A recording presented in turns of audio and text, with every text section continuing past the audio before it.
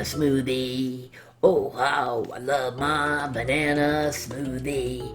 It's so awesome and it tastes so good, and it's nothing better than a banana smoothie. Hey, Gunk, how important is that banana smoothie to you? Well, let's just say it makes my day. Well, you better be careful, Gunk, because all of the monkeys on Monkey Island are getting a little crazy about bananas too. Really? Yep, they even bow down to the banana because they think it's so great. That's really bad. You're right, Gunk. You never bow down to anything except God, right, Gunk? Right, Charlie. That's one of the first commandments. Thou shalt have no other gods before me. So how much do you love that smoothie? Well, not even close to how much I love God. That's good, Gunk. Some of the monkeys are getting mean, too. That's not good, Charlie. God will get angry. I know, Gunk, but what can we do? There is a story in the Action Bible about a story like this that, the people turn away from God. Whoa, that's bad, Gunk. What happens? Well, Charlie, I'll read you the story. The story is based on Genesis 6 through 7.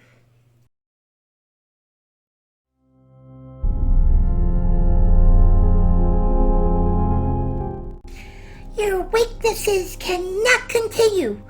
Turn away from your idol worship. Return to God who created you and gave us everything we have. God didn't give me everything I have. I stole it. Noah thinks he is better than everyone else. But Noah remains true to God.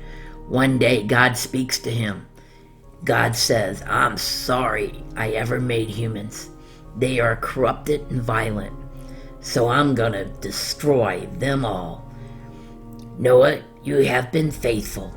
Build yourself a ship, because I'm going to flood the whole earth. Oh no, Gunk. That's awful.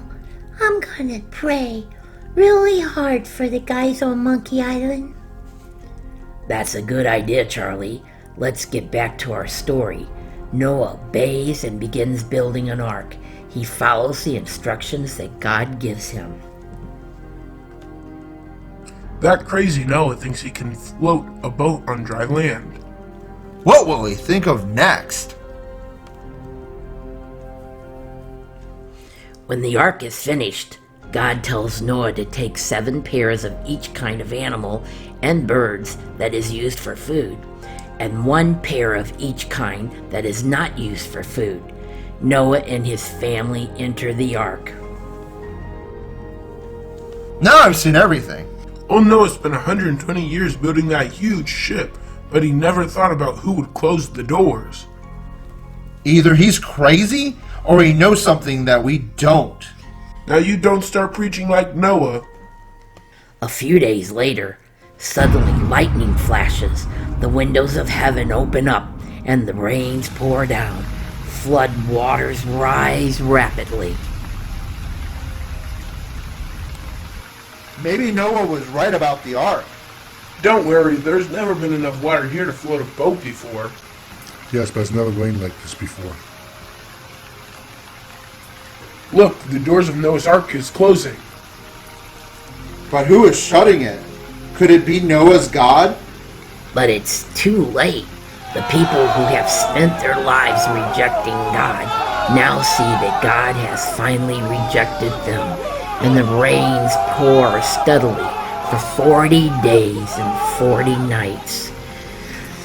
Water flows over the land and rises above the mountaintops. All the earth is covered. Only Noah's great ark survives the flood. The flood destroys everything evil. Oh man, that's awful. As the rain pours without stopping, Noah and his family work hard to care for the animals in the ark. Have you fed the cows and sheep yet, Chum? Yes, I just finished. Now I'm going to feed the reptiles.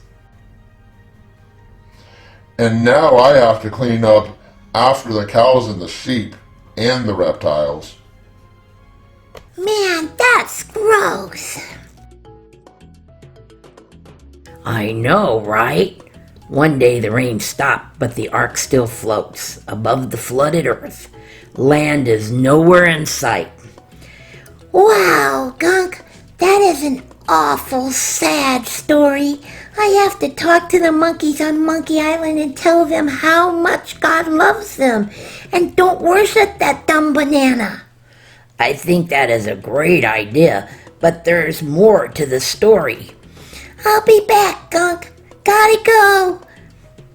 When you're done, come back and finish the story. Okay, Gunk, be right back. Monkey Island needs a little help getting back on track. I think we all need to pray.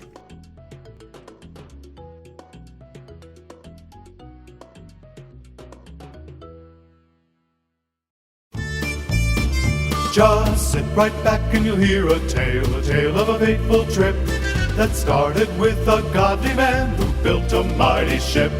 Now this man Noah and his sons, they built with all their might, because God told them it would rain for 40 days and nights, for 40 days and nights. They put the animals in the ark, God brought them 2 by 2. While they stayed safely in the ark, the flood tide grew and grew, the flood tide grew and grew. They floated on the water while the ark was tossed about, till Noah sent a dove to see when they could all come out, when they could all come out. The ship's aground on Ararat, that's where they disembarked, with Ham and Shem and Japheth too, and Noah and his wife. The animals were saved by God from the flood here on Noah.